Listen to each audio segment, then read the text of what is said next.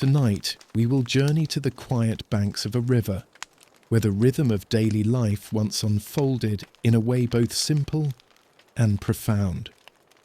Before the invention of machines and pipes, there were women who gathered at the water's edge, carrying baskets heavy with garments. They worked with stone and soap, with paddles and hands, and they filled the air with the steady beat of washing, the murmur of conversation, and the laughter of children at play. As you listen, allow the images to form slowly in your mind. The river in the morning light, the garments spread across the bank, the sound of paddles striking cloth in rhythm with the current. Let these scenes move gently through your thoughts, steadying your breathing and carrying you into calm rest. Before the day has properly begun, the riverbank is already a place of quiet movement. Across centuries and across continents, washerwomen have arrived here before the sun, bringing baskets filled with garments, linens, and cloth. Washing at the river was one of the most common sights in traditional societies, and to understand it is to understand much about daily life in villages, towns, and even cities before the invention of running water and washing machines. The women who come to the river are often not wealthy. They may be peasants, labourers' wives, or hired laundresses who work for households that can afford to pay them. In some communities, it was common for women to take on washing as a trade, moving from one family to the next, collecting bundles of clothes, then carrying them to the river to scrub and rinse. In others, it was part of the daily rhythm of domestic life, one chore among many that kept a household functioning. Washing clothes was considered heavy, demanding work, but it was also necessary, and it was work that most often fell to women. The washerwoman might be young and strong, able to lift heavy baskets of wet fabric, or she might be older, still plying the trade she had known since youth. Sometimes daughters joined mothers, learning the techniques of soaking, scrubbing, beating, and rinsing. Children, when they were small, played at the edge of the water, but soon enough they were expected to lend their hands, fetching water, turning garments, and carrying lighter loads. The garments themselves told a story of daily life. Rough work shirts darkened by sweat, aprons dusted with flour from baking, towels used by entire families, bed linens that carried the faint smell of hearth smoke. Even the clothing of wealthier households with finer fabrics of linen or cotton still bore stains and wear that needed careful attention.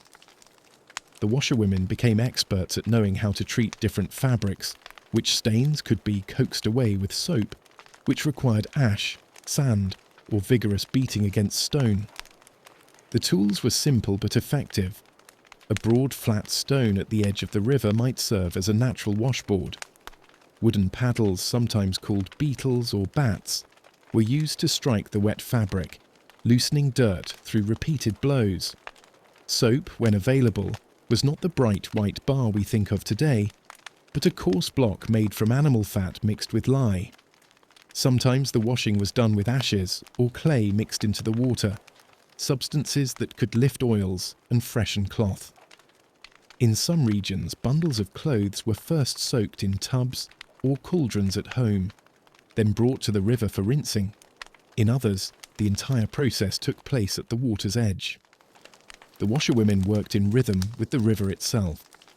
They would kneel or crouch at its edge, sleeves rolled, skirts tucked high to keep from soaking in the water. Cloth was plunged into the current, then drawn up and beaten against stone or wood. The sound was steady, almost musical. Slap of fabric, rush of water, pause, then slap again. Each blow drove water through the fibres, shaking out soil and sweat. When the cloth was judged clean, it was rinsed again, swirled in the moving water until suds and loosened dirt had drifted downstream. Drying was just as much a part of the process as washing. On warm days, the riverbank itself became a kind of open-air laundry. Garments were spread across bushes, laid flat on clean grass, or draped over ropes strung between trees. In many places, washerwomen carried wooden poles with them, planting them upright and stretching lines across which to hang sheets and shirts. The sun and the breeze did the rest, bleaching linen white and leaving fabric stiff with freshness. In cooler weather, or in regions where rain was common, drying could be more of a challenge. Large stones warmed by the sun might serve as makeshift dryers, or garments would be taken home, still damp, to be finished by the hearth. The work was heavy in every sense. Wet fabric weighs far more than dry, and lifting baskets, wringing out sheets, and carrying everything back again demanded strength and stamina. A single day's washing could leave arms aching and backs sore. Yet washerwomen were known for endurance. They grew accustomed to the routine, and in many villages they became fixtures of the community. Their presence at the river as reliable as the sunrise itself. It is worth pausing to think about what this scene looked like. Before dawn, a line of women would descend narrow paths to the water, baskets balanced on their hips. Shawls were drawn close against the chill, their silhouettes bent over the water, half hidden in morning mist. The air was filled with the smell of wet earth and soap, the sound of splashing, and the steady rhythm of cloth against stone. As the sun rose, bright squares of white linen would appear along the bank, fluttering in the breeze, making the riverside look as if it had been decorated with banners. This was not simply labour. It was also a form of gathering. The washerwomen knew one another. They shared news, exchanged stories, or simply worked side by side in silence. In many communities, the riverbank became a place where information was passed, small jokes were told, and companionship was found. Washing may have been hard, but it was also communal, binding women together in shared experience. At the same time, the work carried a certain social distinction. In wealthier towns, laundresses were often marked as belonging to the lower classes. The stains they scrubbed were not their own, but those of their employers. The roughness of their hands, the dampness of their clothes, the smell of soap that clung to them all set them apart. Yet they were indispensable. No household could do without clean linens, and the laundress ensured that life carried on in comfort and respectability. To stand at the riverbank before dawn was to witness the intersection of necessity and tradition. Generations had done the same, kneeling on the same stones, dipping cloth in the same current. The river was both tool and witness, carrying away dirt and suds, but also holding the memory of countless mornings just like this one. As light slowly spread across the sky, the washerwomen would begin in earnest. The mist would lift, the blows of paddles would grow louder, the air would fill with the smells of soap and damp cloth. A simple, ordinary scene, repeated daily, yet essential to the rhythm of life. If one were to approach the riverbank in the quiet of morning, baskets already set down in a neat line, the first thing that might draw the eye would not be the garments themselves, but the simple tools laid out beside them. The life of a washerwoman required strength, yes, but it also depended on these implements, basic, unadorned, yet vital. Without them, the work could not be done. At the heart of washing lay the stone. In many parts of the world, large flat rocks along the riverbank served as natural washboards. Their surfaces, smoothed by years of water, provided the ideal platform against which cloth could be worked.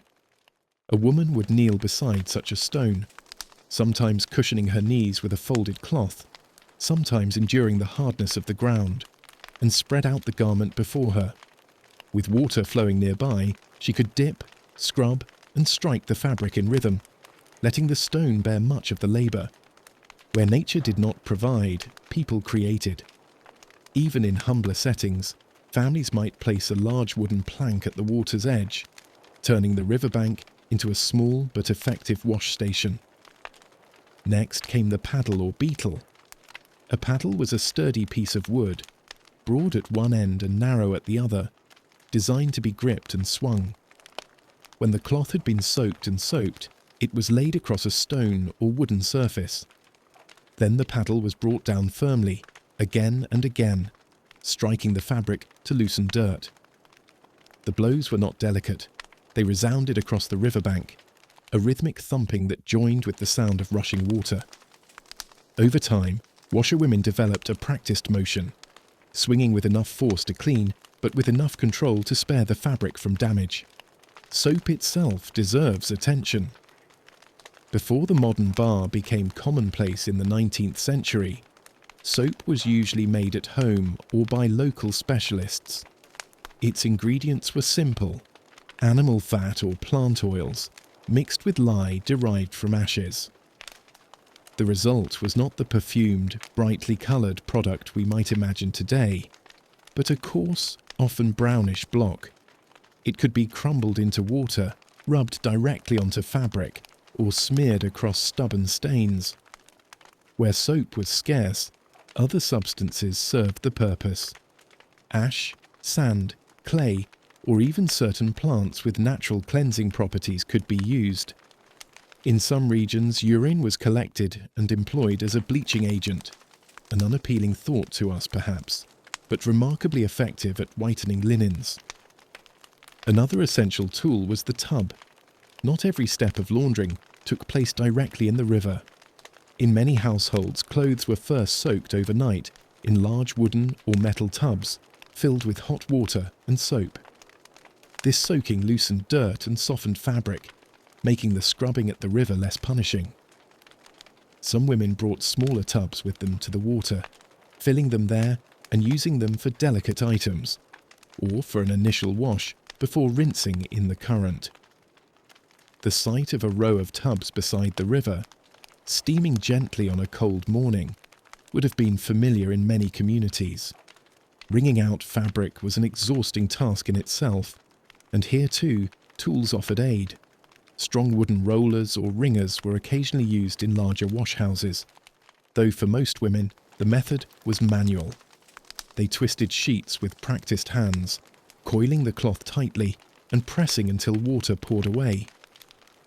In colder regions, hands grew red and numb from repeated wringing, but the work was necessary, for wet cloth, if left to hang without being squeezed, would dry heavy and stiff.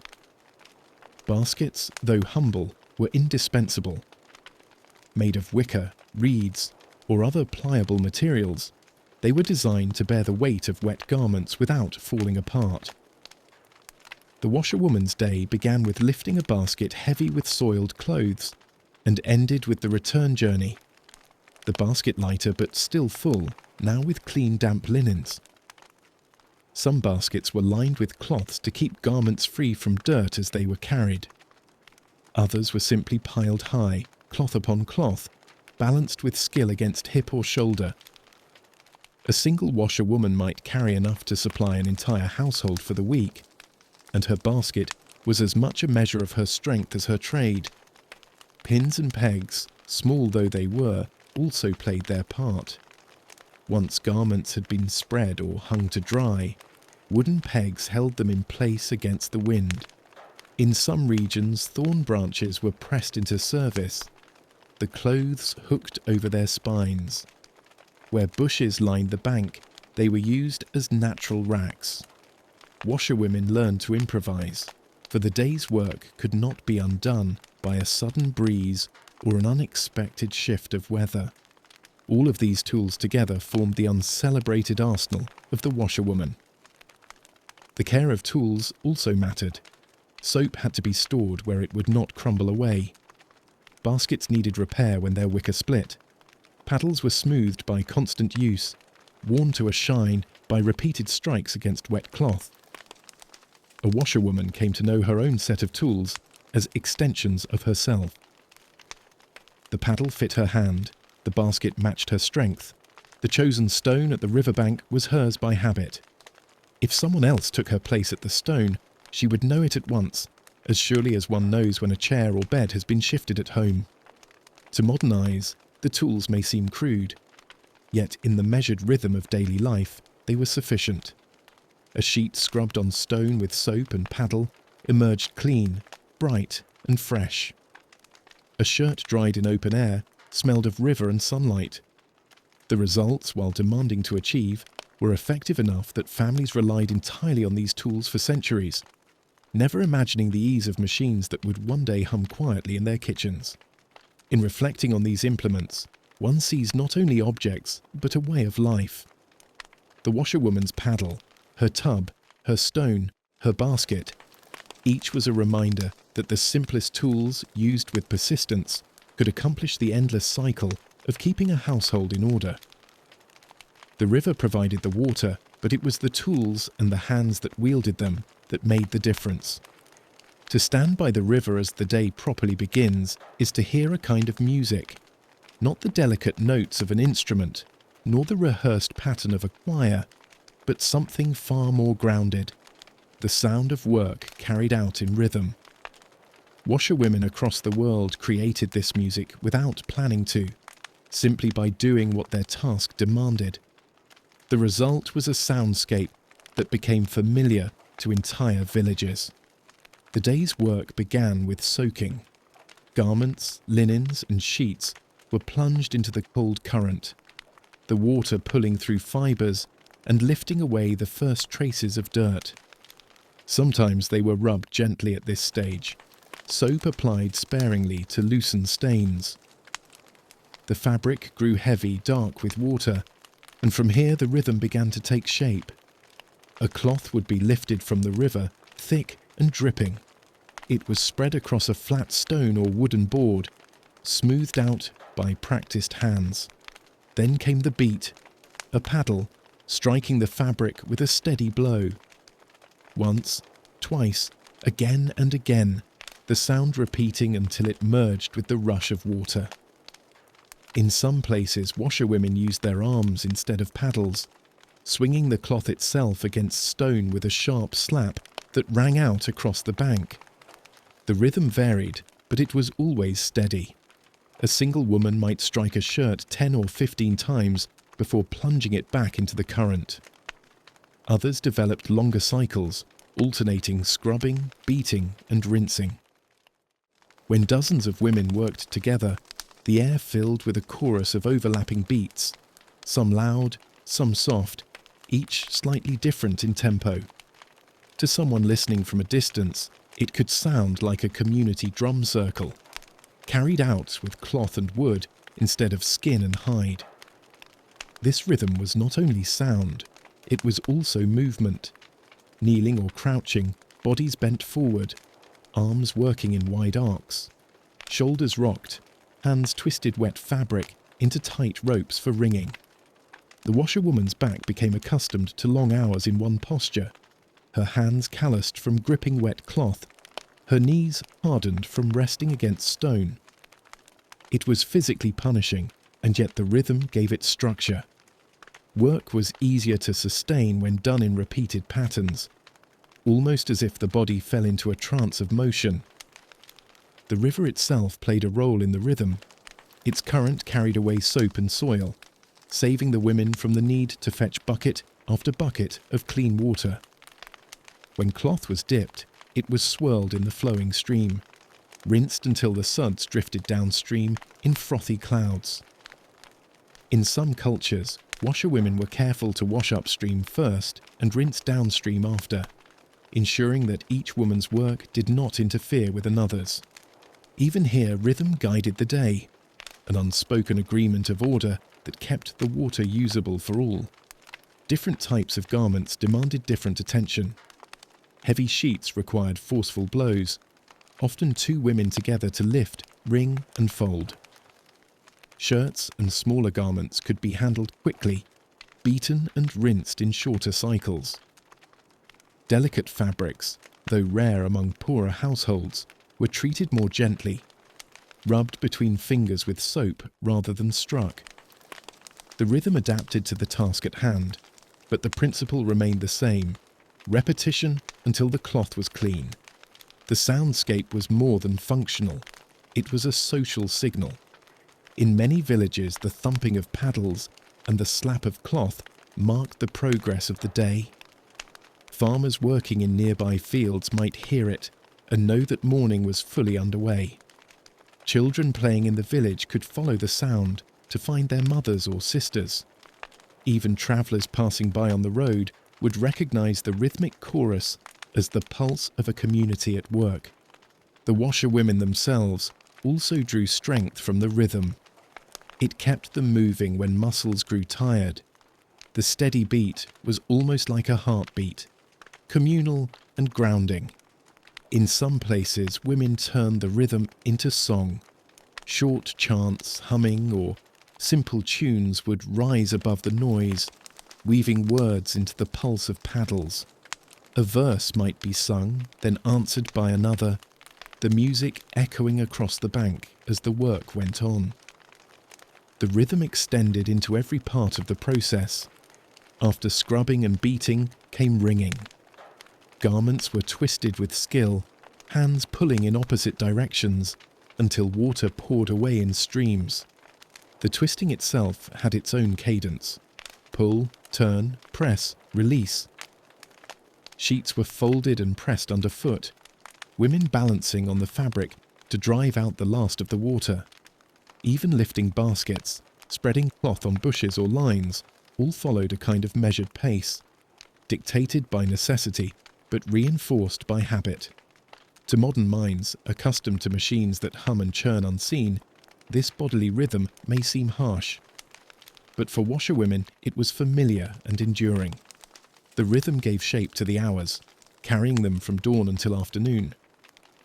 It transformed back-breaking labour into something almost ritualistic, an act carried out as their mothers had done, as their daughters would do after them. One might say that the washerwomen turned labour into a kind of living metronome for their community.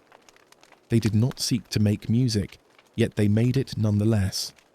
The slaps and splashes, the beats of wood on cloth, the voices raised above the sound, all combined into a rhythm that was as much a part of the riverbank as the current itself. Even the silences were part of the pattern.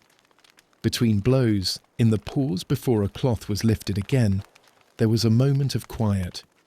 The river filled it, the water rushing softly, birds calling overhead. Then the rhythm resumed and the cycle began again. In this way, the day flowed as steadily as the river itself, bound together by the washerwomen's work in rhythm. If the riverbank was a place of rhythm, it was also a place of voices. Laundry was heavy, repetitive work, and it lasted for hours at a time. To endure it in silence would have been almost unthinkable. The washerwomen knew this well, and so their labour was accompanied not only by the beat of cloth against stone, but also by conversation, the slow current of words flowing between them, as steady as the water at their feet. Gossip, in the truest historical sense, was not always scandal. In fact, the word originally described the familiar chatter between women, kin, friends, neighbours, who shared the details of daily life. On the riverbank, such chatter was a kind of lifeline. It connected households, spread news, and built a sense of belonging. One woman might begin by remarking on the weather, whether the river was lower than last week, or whether the sun would be strong enough to dry linens before evening. Another might share a recipe or a tip about soap, or the best way to coax a stain out of fine linen. Slowly the talk broadened. A new calf born in the village, a neighbour planning a wedding, the illness of a child, the return of a husband from distant work, the shortage of grain in the market. In this way, the washerwomen became the unofficial messengers of their communities. Few written records existed for the small events of daily life, but word carried quickly when women gathered. A marriage might be discussed long before it was announced formally. A quarrel between neighbours could be examined, weighed, and retold in a dozen variations before it ever reached the ears of the men involved. The river, flowing on, seemed to listen patiently to these stories, carrying them away just as it carried away the soap and dirt. There was laughter too, gentle, sudden, or mischievous. Washing was strenuous and often exhausting, but it was also communal, and humour softened the burden. A joke told at one end of the bank might ripple down to the other. Someone might tease another for the way she beat a particularly stubborn cloth, or for the splash that caught her skirts. The smallest incident could spark amusement. A frog leaping from a bundle of reeds, a child tumbling into the shallows with more enthusiasm than care.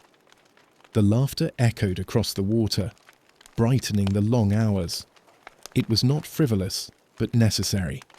It reminded the washerwomen that they were not alone in their labour. Every strike of a paddle, every rung sheet, was matched by others, and in their company the work became bearable.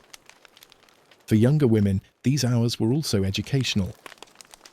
Here on the bank, they learned not only how to wash, but how to speak, how to listen, how to participate in the life of the community.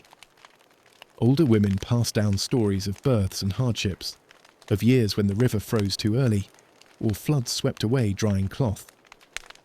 Such memories, spoken while hands were busy, carried lessons in resilience and in belonging. The riverbank was, in many ways, a public space for women in societies where much of their life was confined to the home. Men might dominate the marketplace or the tavern, but the washing place was the women's domain. It was where they could speak freely, exchange confidences, and enjoy the solidarity of shared experience.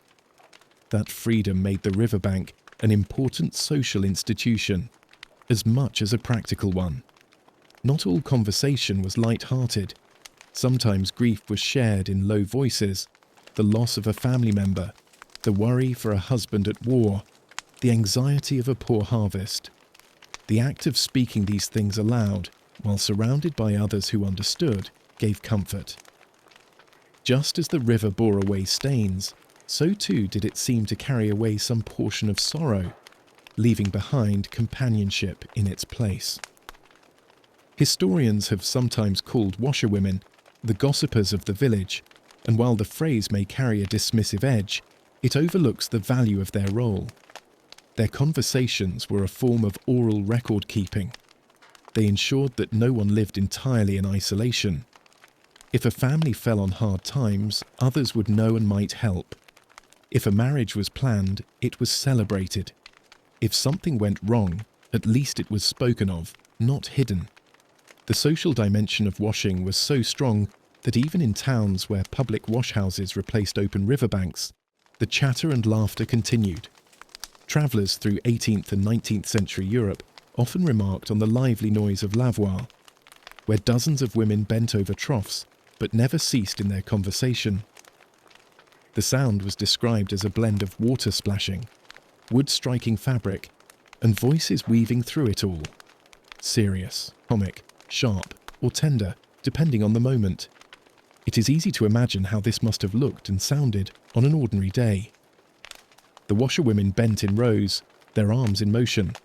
The slap of cloth rose and fell, never perfectly aligned, but close enough to form a kind of background percussion. Over it came the threads of voices, one story beginning, another interrupting, laughter bubbling up, then fading again. A child's cry, a scolding remark, a pause for breath. Then the rhythm resumed, the chatter flowing with it. In these sounds one can hear more than work. One can hear the texture of community life. The washerwomen were not isolated individuals performing a task. They were part of a living network, bound together by the water, the labour, and the endless exchange of words.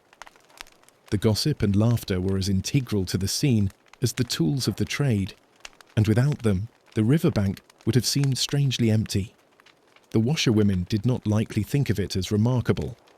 To them, it was simply how life was lived.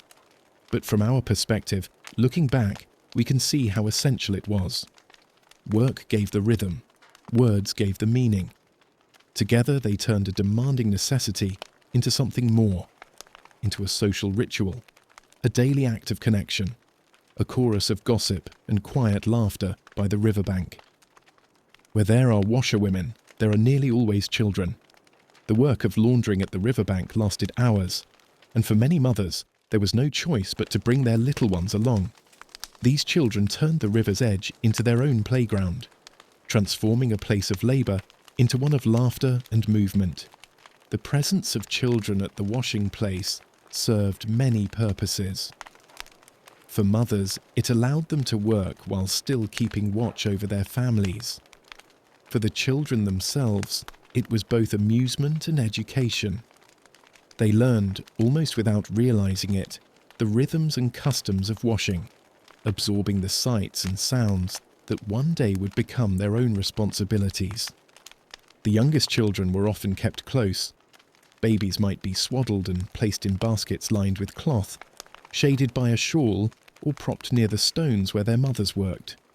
The gentle murmur of the river, the steady beat of paddles, and the rise and fall of voices created a soothing background, lulling many infants to sleep. Mothers glanced frequently toward them, adjusting covers, rocking baskets with one hand, even while scrubbing with the other. Toddlers, less still by nature, wandered nearby. They played with reeds, splashed their hands in shallow pools, or tried to mimic their mothers by beating small scraps of cloth against stones. These simple acts were more than diversion. They were the earliest training in household labour. By watching and imitating, they began to understand the tasks that structured daily life. Even the smallest child knew that washing was serious work, though their own efforts might bring more laughter than clean fabric. Older children, those too young for heavy labour but old enough for freedom, turned the riverbank into a wide field of play. They chased one another through the shallows, darting after minnows or frogs that leapt from stone to stone. They built boats from bark and leaves, sending them drifting downstream, sometimes imagining them as grand ships on distant seas. Sticks became paddles, reeds became fishing poles, and the river itself became a stage for endless games. In some communities, children had small roles to perform alongside their play. They were sent to fetch fresh water from a clearer part of the stream, or to gather sticks for kindling if fires were needed for heating tubs. They might be asked to watch over drying cloth, chasing away animals, or ensuring that wind did not scatter lighter garments. A boy might be called to carry a lighter bundle home, practicing the careful balance of basket and cloth. In this way, responsibility grew little by little, woven naturally into the flow of daily life. For girls especially, time at the river was a form of apprenticeship. While their mothers or elder sisters scrubbed, they were expected to learn. A girl might begin by helping to wring out smaller items, twisting them in her hands until water streamed away. Later she would try her strength against a paddle, or practice folding and spreading cloths on bushes. By adolescence she could perform nearly all the tasks herself, well prepared for the day she would manage a household or join the trade of laundresses. The noise of children mingled with the rhythm of work. A sudden shout of triumph when a fish was caught with bare hands, the splash of feet striking water, the shriek of surprise when a frog leapt unexpectedly. These sounds, though sometimes disruptive, were part of the life of the riverbank. They reminded the washerwomen of why their labour mattered.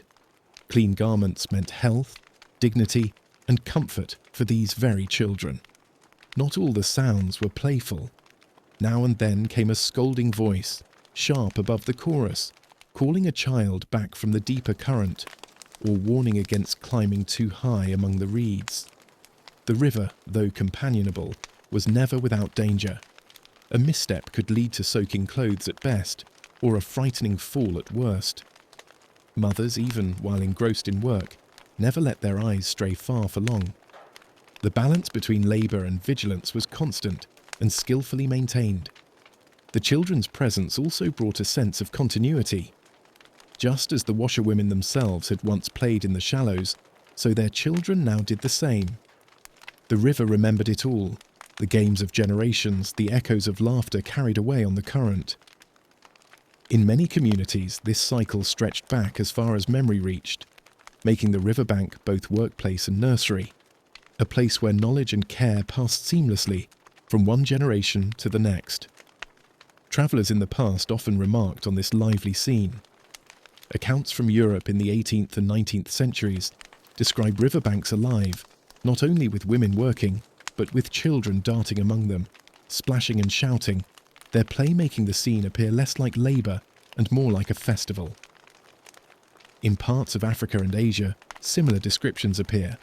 Women bent over their work, children playing nearby, the whole scene marked by colour, sound and motion. What might have been wearying or monotonous in solitude became a shared community spectacle, softened by the energy of youth. There is a gentleness in imagining this mixture of effort and play. On one side, arms moved tirelessly, paddles struck rhythmically, voices discussed matters of household and village. On the other, laughter rang out, bare feet kicked up water, and makeshift toys floated downstream. Two worlds existed side by side, the world of adult responsibility and the world of childhood imagination. Yet they overlapped constantly, reminding all who watched that work and life were inseparable. It is easy, too, to picture the end of such days. As the washerwomen gathered their cloth, folding it carefully into baskets, children grew tired. Play slowed into drowsy rest. A toddler, carried on a mother's hip, clung sleepily to her shawl. Older children dragged their feet, reluctant to leave the water's edge, but unable to resist the weight of fatigue.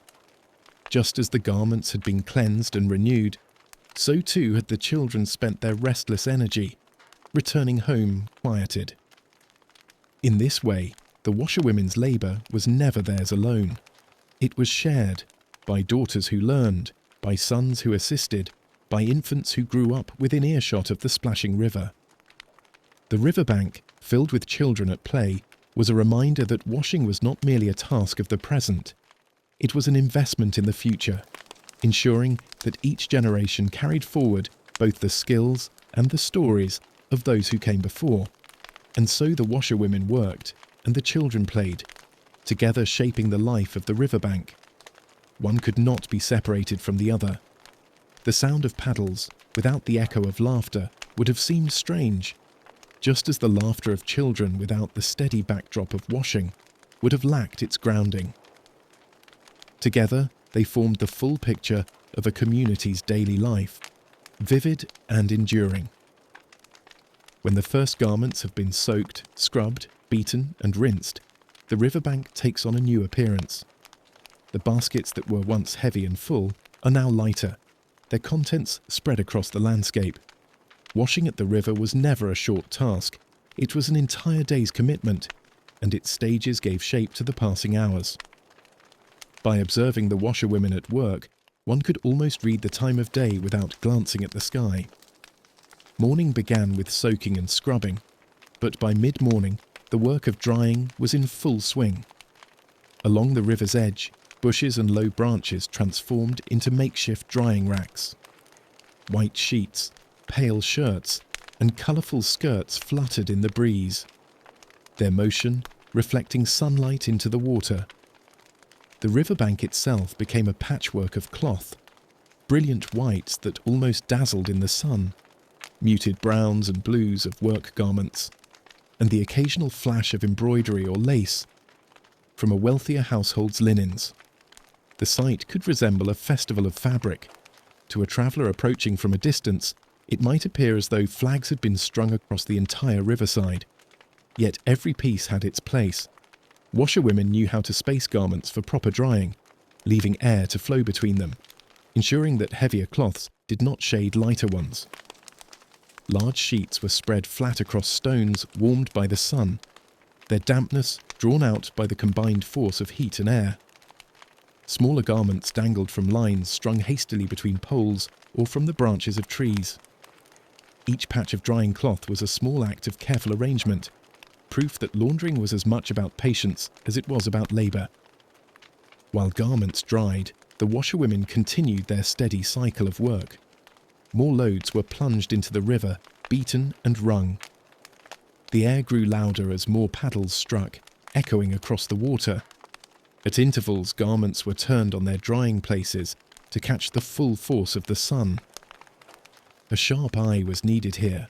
Fabric left too long in one position could grow stiff or unevenly bleached. The flow of the day required constant attention. The sun's movement guided everything. In the early morning, when mist still lingered, washerwomen worked briskly, knowing that garments needed full daylight to dry properly. By noon, when the heat grew strongest, the drying accelerated and the bank was at its most colourful. Voices rose in conversation during this period, the women's chatter mingling with birdsong and the drone of insects in the reeds. Children still played, though by midday their energy was often tempered by drowsiness. Meals were taken casually, often in snatches between tasks. A loaf of bread, a wedge of cheese, perhaps fruit carried from home, shared among friends. Some women carried small flasks of cider or ale to refresh themselves. Eating at the river was practical, but it also gave a pause in the long cycle of labour. Conversation shifted, laughter came more easily, and for a brief time the rhythm of paddles softened as hands rested. Then work resumed, and the day continued its steady progression. By mid-afternoon, much of the laundry was drying, and the washerwomen's attention turned to finishing. Cloths that had grown stiff in the sun were beaten lightly to soften them. Sheets were folded neatly, their corners aligned with practiced care.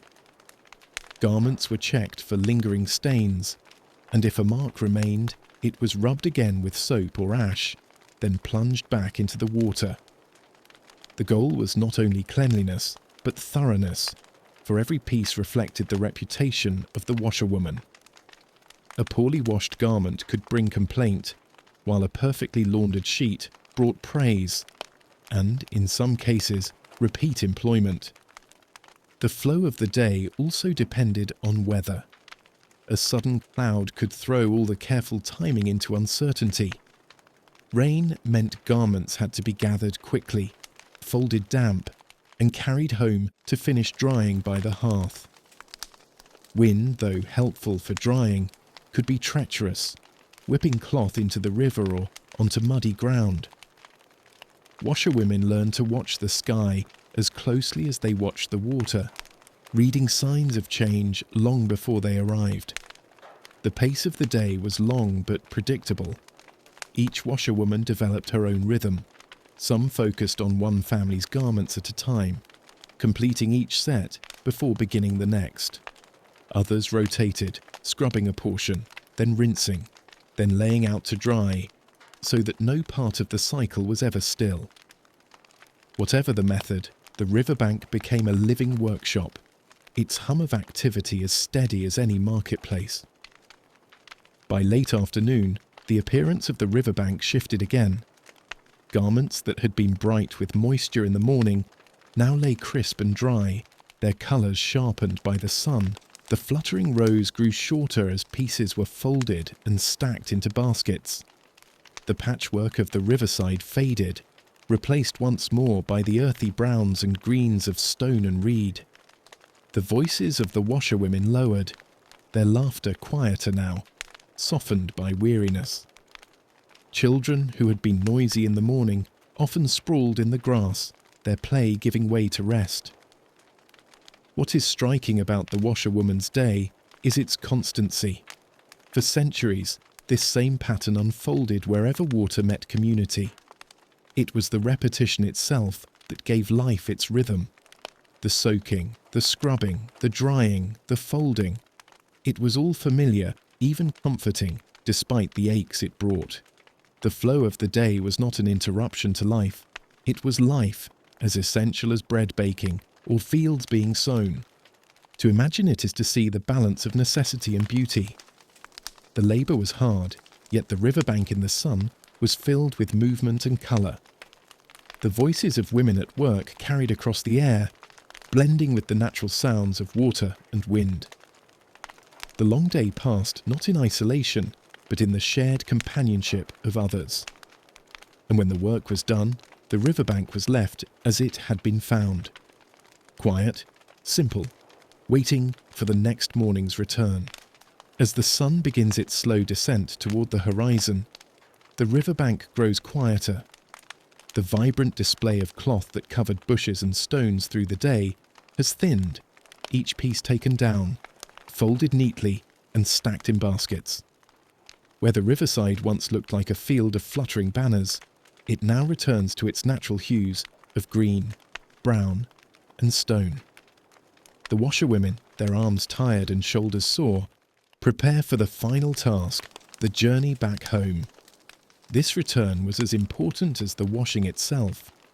To carry clothes home meant to deliver proof of labour completed. Garments scrubbed, linens bleached, fabrics wrung and dried. For women who worked as laundresses for hire, the return was also the moment when their skill and care would be judged. A crisp, clean sheet was a small triumph. A lingering stain could mean disappointment or reduced payment.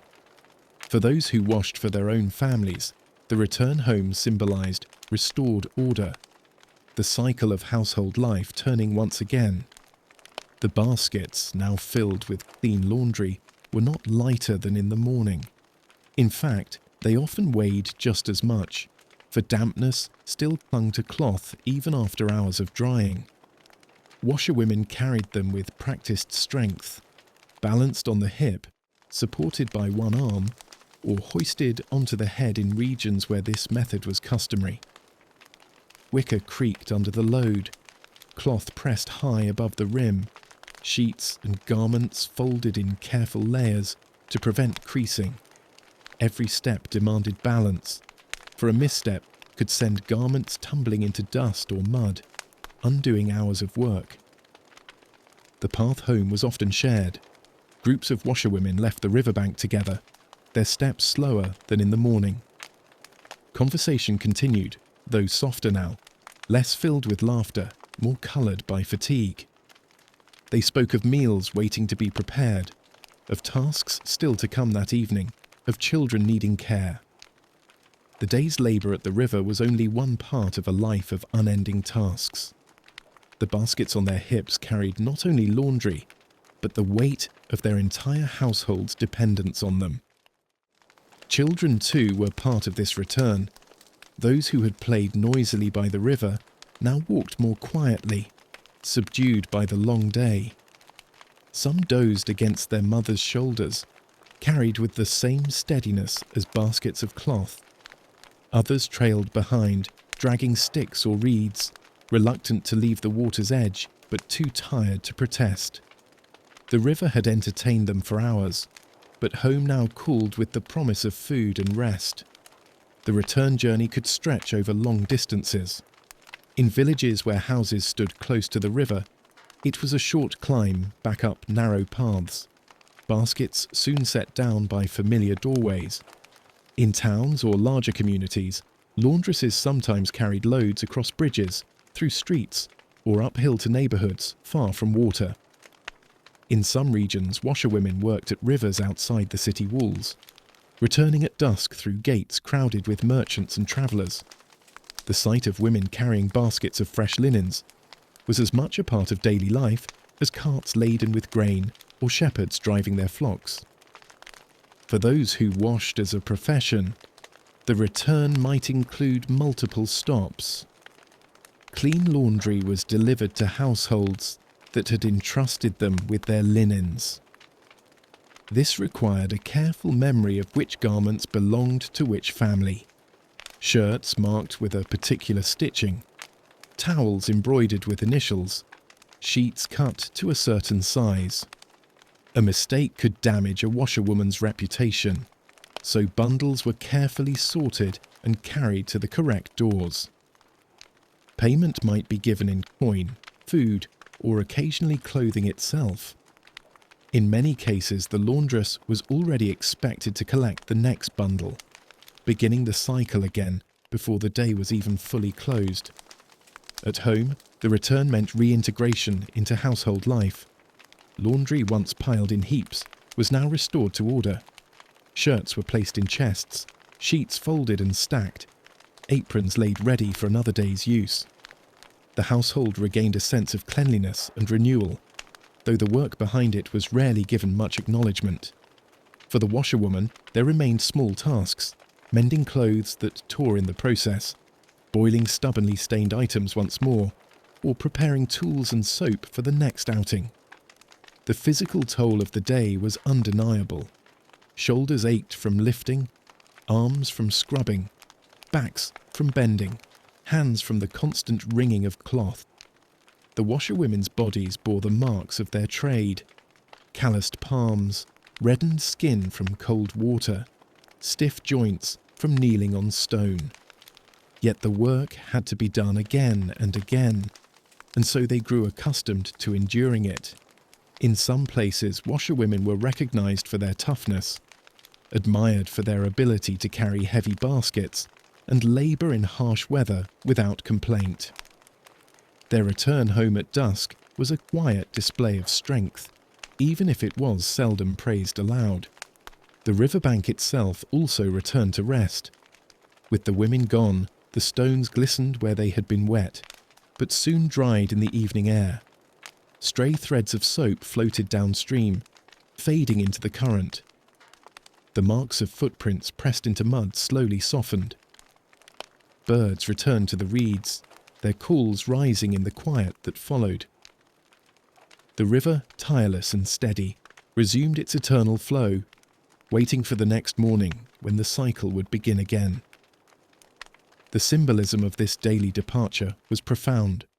The washerwomen restored to the village or town not only garments, but also dignity. In eras when clothing was scarce and carefully maintained, cleanliness was essential. Fresh linens marked a household as respectable, even in poverty. To bring home folded, fragrant garments was to bring home the assurance that life, however modest, was properly ordered. In this way, the washerwomen's return shaped the entire rhythm of community life. The baker provided bread, the farmer brought grain, the shepherd returned with milk, and the washerwoman delivered cleanliness. Each role completed a circle of necessity. And just as bread, milk, and grain were consumed daily, so too was clean laundry an ongoing need, never fully finished. Imagine the final view at dusk: a line of women walking slowly along a path, each carrying a basket. Their skirts are damp at the hems, their hair pulled back from their faces, their voices low as they speak of tomorrow. Behind them, the river glimmers in the fading light, its surface now calm, its role in the day complete. Ahead of them lie hearths waiting to be lit, meals waiting to be prepared, beds waiting to be made with the very sheets carried in their arms. The day closes not with applause, but with the simple satisfaction of work completed and the knowledge that tomorrow it will begin again. Thus ends the washerwomen's long day. From the mist of dawn to the quiet of dusk, their labour followed the rhythm of the river, the arc of the sun, and the needs of their households. The return home was not just a walk with baskets. It was the final movement in a cycle as old as community life itself. And so the day at the river comes to its close. The garments have been folded, the baskets carried away, and the riverbank lies quiet once more, waiting for the next morning's return. What remains is the memory of rhythm, the steady beat of labour, the hum of voices, the laughter of children, and the endless flow of the river itself. May these images linger with you now, soft and unhurried, like the current carrying away the last threads of soap. As you drift towards sleep, imagine the sound of water moving gently over stone, a reminder of the timeless rhythm that has always been with us. Rest well, dear listener. Tomorrow will bring its own rhythms, but for now, the day is done.